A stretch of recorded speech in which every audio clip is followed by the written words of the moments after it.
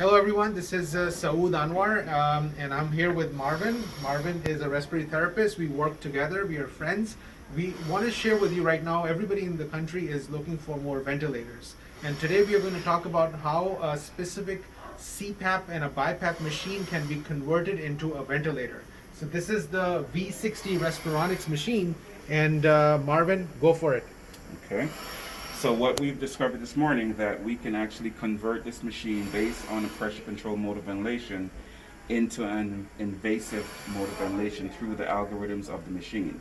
One of the first things we must do in the menu is to change it over to endotracheal tube and trach. And once you do that from the mask, you just hit accept. The other option, it asks you, do you have a swivel, whisper swivel, or you have a disposable expiratory port?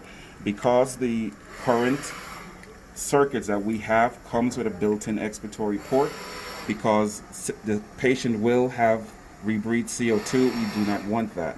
So what we're able to do is go to other, hit accept, and it forces you into a leak test. And that's the first thing you want to do to make sure the integrity of the circuit is good.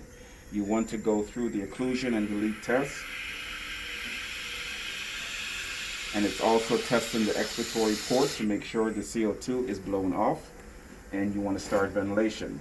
The mode of ventilation on this machine is CPAP, spontaneous timed, PCV, which we're going to, and AVAPs. We want to go straight to a pressure control mode of ventilation. So let me take it from there. So now, most of the people are used to in the ventilators the volume control mechanism, and there's a pressure control ventilation. You cannot do a volume control in this. The things that you can control with this setup is the respiratory rate and the pressure control. And many of these patients who have ARDS, they will actually get benefit from a high EPAP. So the EPAP is equal to the PEEP. And some of these patients who cannot be oxygenated, you can bleed in oxygen up to 100% in these cases, and you can go up in the EPAP up to 25. Up to 20. And that actually is a great resource when you are stuck with oxygenation issue in these patients. So respiratory rate is there, inspiratory pressure is there, expiratory pressure is there, and then with the oxygen amount, you can pretty much ventilate anybody who is sick. So show us Absolutely the EPAP, and let's make it into a tough ARDS patient. So say we were to accept this mode. Once we accept it, just one point, just to clarify first, we are in a pressure control mode, and if this patient, based on their plateau pressure and lung compliance, if we need to go to inspiratory pressure that's relatively high, we can also, from the back end of things, turn this into help with alveolar pressure as well, to have some pressure remain on the back end, just like PEEP on an 840 ventilator.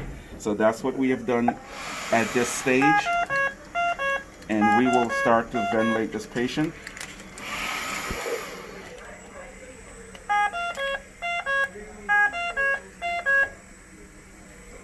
So we're going to increase the rate now. Yep, we're going to increase the rate. Go to 20 probably if you want to. I'm going to go more aggressive than that. You want to go? Okay. So we'll go up on the rate to 25. Perfect. Oops, 25. And I'm going to go up on the EPAP to 20. So make it a very, very sick patient with the...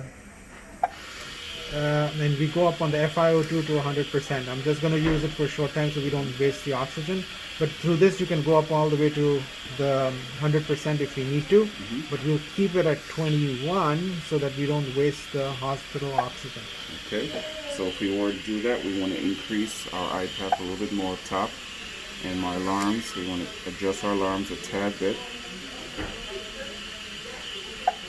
So with this, basically, a BiPAP machine can become a ventilator. So when you're stuck in a difficult situation, you have an opportunity to fix this. Stay well.